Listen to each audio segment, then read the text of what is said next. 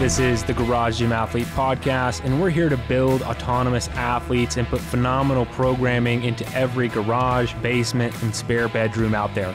I'm Jerred Moon, and I'm with Joe Courtney. We are strength and conditioning coaches who have turned over 20,000 people into garage gym athletes over the last decade. And we're here to reduce the information overload that exists in the health and fitness industry today.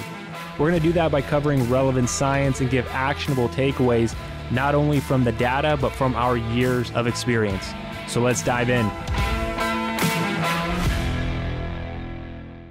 What's going on, Garage Gym Athletes? Today, I want to talk about warm-ups and warming up, how we warm up, why it's good to warm up. Pretty much if you're here, you know that it is important to warm up, but I want to get into the specifics of how we program our warm-up, how you should program and think about doing your warm-up, especially if you're doing your own programming, or even if you're doing our programming. You can kind of peel behind the curtain of, how we structure our warm-up and how you can further think about and be more intentional with warm-ups. Warm-ups aren't sexy. They're not that fun to do. Usually it's the hardest thing to start doing, or you just don't want to do it. You just want to get through the workout, and the warm-up sometimes feels sort of in the way. It's also, largely uncomfortable because just starting the workout, especially if you're sore, if you're tired, or anything like that, the warm-up just feels extra hard, mentally, even though it's not actually that hard. You just have to start doing it.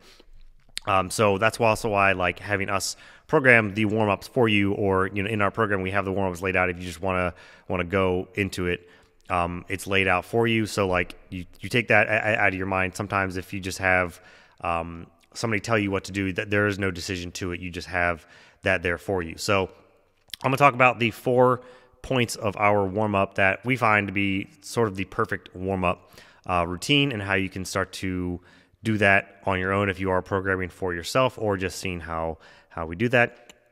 So get into the 4 components. The number 1 component that we start off with is elevating your heart rate. So obviously you have to get the body warm, you have to get the blood pumping. It's all about the blood flow to all your muscles and the areas, not just elevating your heart rate. But this is going to be a row, run, or a bike, jump rope, anything you want to do to get your heart rate elevated. Usually we'll program it in like 2-minute sections. I'll do it on the Airdyne most days for 2 minutes, and then I'll move on to the other components. The second one being your main focus. So this is where you're going to target what is your main focus for that day. So look at your workout. If it's a lower body day, then you're going to do some sort of lower body warm up. You're going to do some air squats. I like lunges. Sometimes air squats, if you're doing those, they still require you to be a little bit loose, a little bit mobile, a little bit opening up with your quads. That's why I like unilateral movements, especially because lunges they're going to prime so many different parts of your legs. I like lateral step ups, or even negatives on like a step down, lowering. Those are fantastic priming movements. The more you can stabilize, the more you're going to work on your muscles and your legs, your muscles in general, to warm up. And then you can work through some range of motions as everything gets warmed up much more. So then you can go into your air squats, or whatever your priming movement is for that day, the actual back squats on an empty barbell.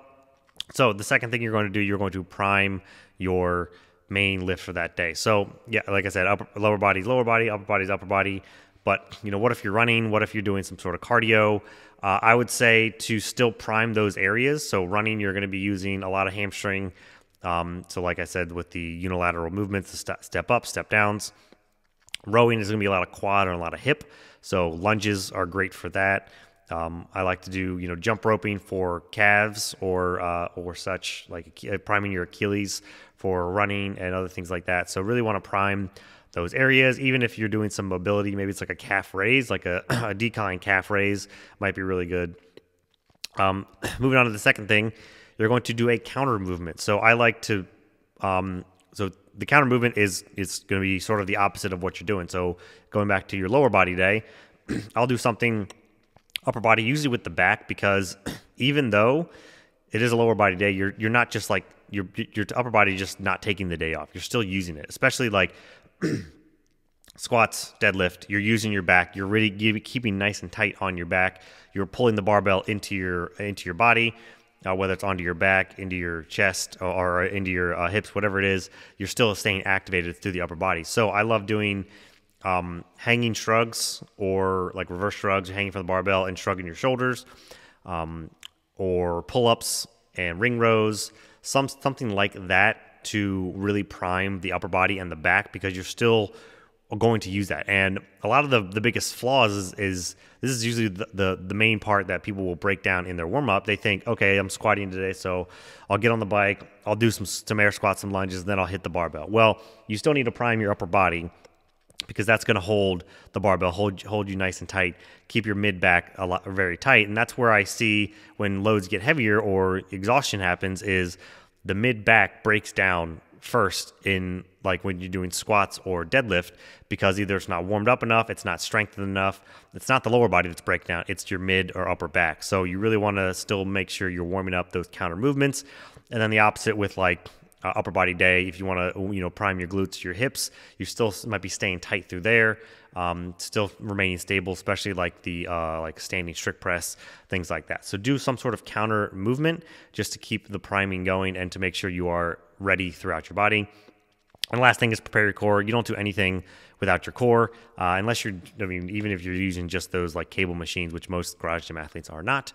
So you're using your core always, and that's what you need to make sure you're priming your core. So some sort of, nothing too crazy. You can do sit-ups. You can do a plank or a front lean and rest, knee raises, something like that, just to make sure you're nice and engaged. Because again, if you get to go under your weight and your core is not warmed up, you're going to be a little bit flimsy, a little bit loosey-goosey, and you don't want to be. So those are the four main components: elevate your heart rate, prime the main focus that you're doing, counter movement to that prime focus, and prepare your core. Those are the four key components, and we program those into our warm-ups every day. That's how I write the programming for like pretty much all the warm-ups I do for everything, and it's going to change day to day and what your focus is. And if you're on shred track, you'll notice that those warm-ups are a little bit different because their focus is a little bit different. It's much more hypertrophy based. It's much more, he's got VD who programs those. He's really pre-fatiguing and warming up those movements, because when you get into your hypertrophy sets, you want to be nice, primed, and ready for your near max effort on a lot of those movements, because you're really going to be taxing your muscles there.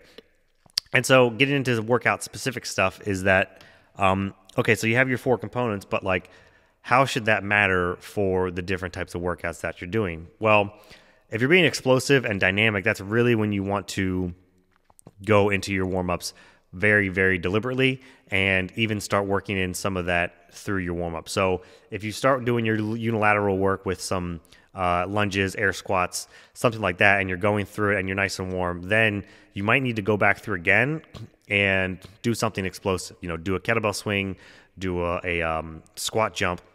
You need to really prime being explosive, because if you just go to be explosive, even if you're warm, you're not going to be firing on all cylinders, or you might even, I wouldn't say might be completely cause for injury, but it's still not going to be prime or your best effort. And if you're going for some sort of max effort or a really, really hard effort, then you're going to want to take a bit longer to warm up. All of our warm-ups, we say, that's our block 0, where you're just going to take 10 minutes and warm up. After your 10 minutes, get into your workout, get to going.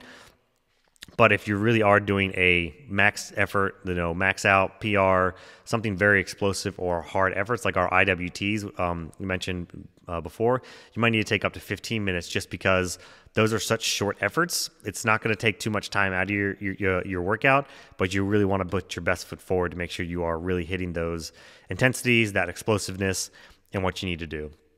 And that goes for lifting heavy as well. If you notice, I didn't mention any warm-up sets in those four components, because we want to prime the body, prime you for the entire workout first, and then you need to go into your own warm-up sets for your workout. So you should always warm up with an empty barbell. Do your first sets with an empty barbell. I always do 10 reps with an empty barbell, no matter what movement I'm doing, whether it's deadlift or squat or press. I'm doing 10 reps with an empty barbell, and even like Olympic lifters do that, because you really just still need to start from square one and get warmed up, and then slowly add a plate and then get your warm-ups going. We never program, especially on like max out days, we don't program people's warm-up sets for them, because everybody warms up differently. Some people will need much more sets than others. It also depends on how much weight you're lifting. I personally need more warm-up sets than compared to like my wife. I just really need to get moving and more accumulated to the weight as I go up. But I can handle those extra sets. So it's also sort of knowing yourself. I can handle those extra sets. Just depends on how heavy I'm going that day. If I'm going like 80-something%, I'm probably doing 4 warm-up sets before I do my first 80% set, because I need to do, empty barbell. I need to add a plate. I need to add a second plate, and then I need to, gradually go from there. And then I feel like I'm pretty much ready to be lifting at that 80%. So you got to make sure you're going through these intentionally, and that's the beauty of having our warm-ups all programmed, is because you don't have to think about it. You just go through it real quick, and then you go into your warm-up sets so that you save on time, instead of you get on your bike and then you go, okay, what am I doing next? Oh, I guess I can do this. I can do this. I mean, sticking to our little parameters, if you write it out ahead of time, or even just think about like, okay, I need to go to my priming thing. Okay, I need to go to my counter thing. Okay, I need to just, warm up my core. And then I go through and then I start my warm-up sets. That's sort of how the progression or the mindset you should have with your warm-ups, especially if you're struggling with warming up or just not feeling that primed. Now, I also want to talk about mobility, and if you have any niggling type injuries, I always fit in my, so I have a lot of different injuries here and there, whether it's a hip, my shoulder, anything like that. I always go through my complete warm up first. And then, so I'll go through my actual, I elevate my heart rate. I go through all my warm up steps. Once I do that, I'll do my first set on the empty barbell. And then from there, I will go and I'll smash something, or either before or after, something like that. I will go and do a little bit of dynamic stretching. I might do some really deep elevated lunges to really get into my hip flexor. I might smash on a lacrosse ball, whether it's my hip, my adductors, my foam roll a little bit. I might smash on my lats. Anything that I need to do for that day, I'll do that right in bookended with the barbell, the empty barbell set, before I even do any sort of weight, because I'm warmed up, but I still need to ease into these range of motion. Then you still need to warm up and prime that. So once I get mobilized, I'll do my empty barbell set. If I'm still feeling something, I might go attack it again, and then I'll add a plate, and then I'll go through my that first warm up set, and then I might do something else. But by then, you should be good to go. So I would put that smashing in between, but this is smashing mobility, or dynamic stretching, not static stretching, holding a pose for 90 seconds, 2 minutes. That we don't do before our warm-ups. We've done a couple of studies on why that static stretching isn't great to do before your warm-up or before your workouts, but to do it afterwards for actual increasing range of motion. But before, you still want to stay tight. You still want to increase your range of motion, but that's why we do dynamic stretching, because you still want to move through we want to move through the movements, but not have it so elastic that you can't contract those muscles when you need to. So that's how I go through my warm-ups. That's how we program our warm-ups, and how we've always told athletes to do it. Hopefully you found this somewhat helpful, or peek behind the curtain of how we do our warm-ups. If you don't want to do programming warm-ups, we program them for you, so you can check out our programming at Garage Gym Athlete.